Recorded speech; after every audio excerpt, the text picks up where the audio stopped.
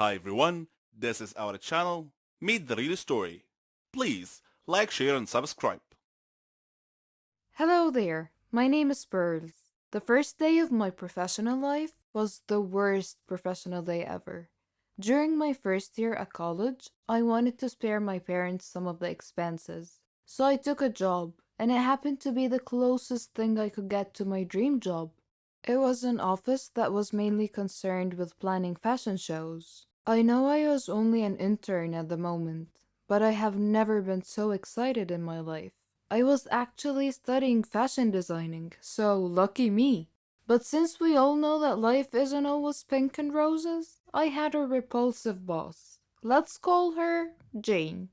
I was Employee of the Month 3 times in a row. My life couldn't get any better. Well, except for Jane, who always thought I made her the worst coffee ever, yet she still drinks it. The closest colleague I had at work was a guy named Mark. I also had a tiny little crush on him, but that is not our point here. Anyways, I was supposed to organize a huge event, and so Jane sent an extra long office wide email giving out details about the event and the brand and who was assigned to do what. I was ecstatic. I was running around the office like a busy bee that had to make sure everything was in place. After a long, tiring day, I was at my desk, rereading the email she sent and enjoying a good cup of coffee. And guess what? Jane had about a gazillion typos, and to be honest, I wanted something to cool me off after doing so much. And being the smart employee that I am, I wanted to crack a good joke and maybe, just maybe, get Mark to laugh. I wrote a sarcastic, full of mockery email, and once I've hit send, I heard gasps echoing around the office, and I realized that I had clicked reply all. Jane called and wanted to see me at her office. My knees were all spaghetti like, and I wore my heart down my sleeve. And to my greatest surprise, Jane took it too well. She told me, and I'm quoting, "I think you have a great sense of humor." She even offered me to become her own personal assistant and the big event hostess. And not after a long time, Jane had ruined my promotion happiness. She showered me with paperwork that I had to stay up until 1 in the morning to get done. And when the big day was finally here and I was getting ready for the event, I got a bit too excited and I went to the office all dressed up. I saw Mark and tried to act as smooth as I could. Well, I tripped over and I ripped off my dress.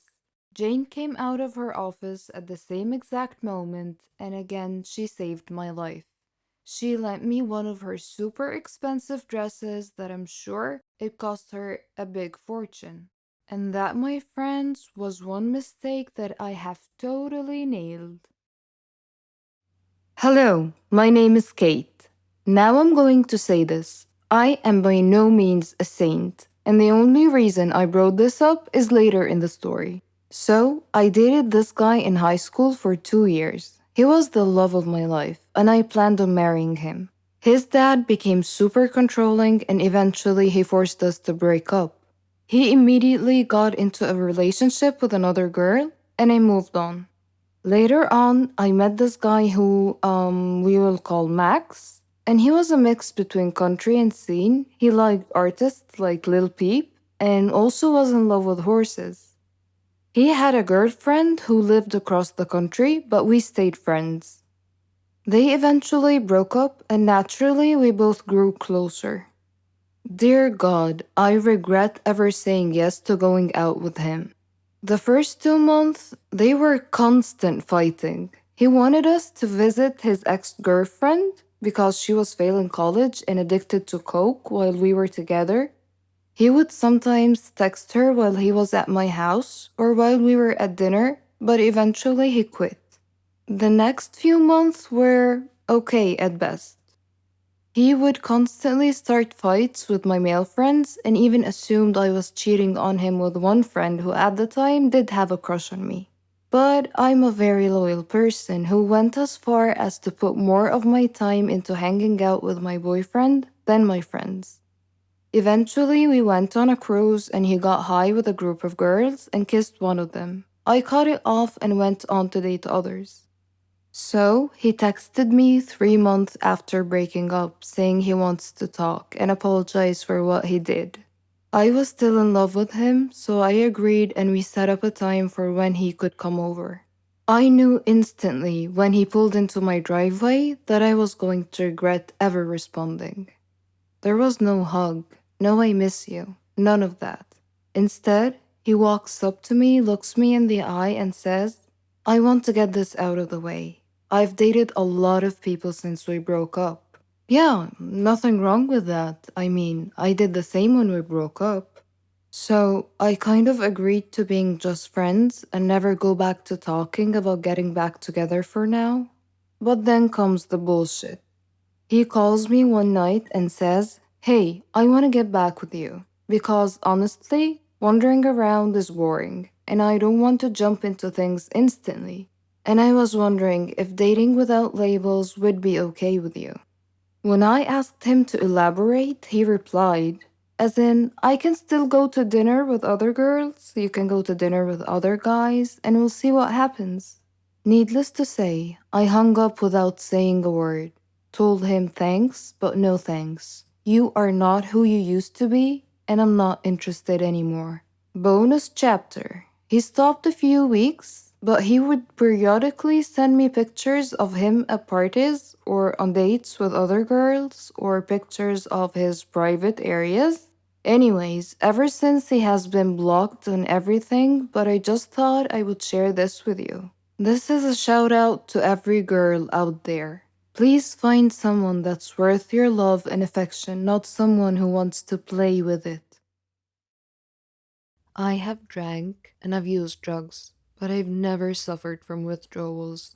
I've never chosen drugs or alcohol over my loved ones. And I have never stolen anything in order to score. I'm not an addict, but I love one. And sometimes that's an addiction. Like so many other teens and young adults, I experimented with my fair share of recreational drugs and alcohol in high school. So when my younger sister started doing the same thing when she was 14, I wrote off her new habits as reckless, youthful behavior. She would grow out of this phase eventually, I thought, just like I did. But instead of getting bored with the lifestyle and moving on, she craved more of it. And by the time she was 19, the party drugs she was using were not even enough for her. And that's when she found heroin. One of the first things that gave away her addiction was her eyes, usually big and blue and full of light.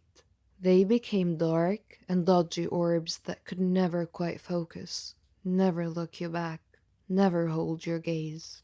The look I had once found in them was long gone, and I felt uneasy whenever our eyes met, which, as she began to use more, became less and less frequent. As drugs became a bigger part of her life, everything else became smaller, even me. The days of us driving around our small town in my car, smoking a ball and blasting Sublime, were replaced with quick visits to her darkened bedroom, a space that I had left her in after I went off to college, which had transformed from a teenage safe haven into a dark cave filled with cigarette smoke, empty booze bottles, and stash boxes of every kind of opiate you could imagine, including heroin, oxycodone, and opium. The evidence was right in front of me, but sometimes it's easier to ignore the obvious than it is to embrace the uncomfortable.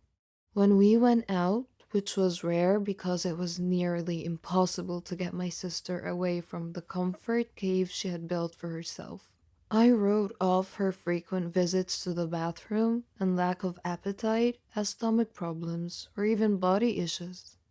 When she didn't laugh at our favorite comedy sketches, I told myself that maybe she'd just seen it too many times for it to be funny anymore.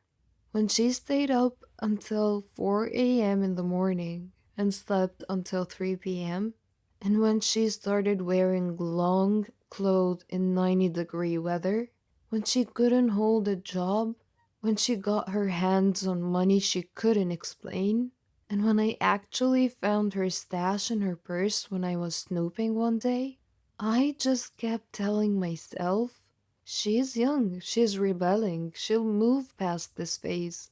I was 24 and living in Brooklyn when my 21-year-old sister called me and admitted it. Plainly and almost optimistically, she was an addict. I think you already know this, she said, voice shaky and a little too loud. But I have a drug problem. Her confession gave me no choice but to admit it too. And suddenly, my entire world had changed. The lying, the stealing, the cheating, the messy parts of an addict's life don't really change from one user to the next. They're just as dark, just as sad, and just as unforgivable as you would imagine they would be. And they're not worth the reliving and writing because I relive them every day in my own mind. Loving a drug addict is all consuming and inescapable. It's on your mind all the time. You become a husk of a human whose insides have been entirely replaced by anger, fear, and resentment, and suddenly those feelings start to bubble over into every part of your life. The little voices in your head start to tell you to be suspicious of everyone in your life. Because if this one person could betray you, if your loved one could steal from you, if your own little sister could stare you straight in the eyes and swear up and down they haven't used, when you know damn well they're hiding the drugs in their bra, then who can you trust? Your constant suspicion makes you angry too. Angry at your loved one for getting addicted in the first place. Furious at the family who sat back and watched it happen. And bitter with the entire world for allowing a problem like this to exist. But it's the guilt that hurts me most of all, because I have taken her addiction and made it my own.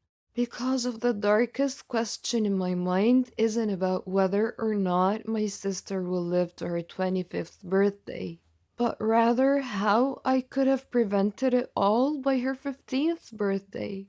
We grew up in a small town, and my sister and I, we were 3 years apart, were close in as preteens and as teens. We did all the normal things sisters do together: shopping, movie nights, annoying our mother. But we also did the normal things bored kids from a small town do together. And that included drinking, drugs, and partying. By the time I was a senior in high school and she was a freshman, we skipped out on the first period of school in favor of a ball cruise and a late breakfast at the diner in the next town over. When I went off to college,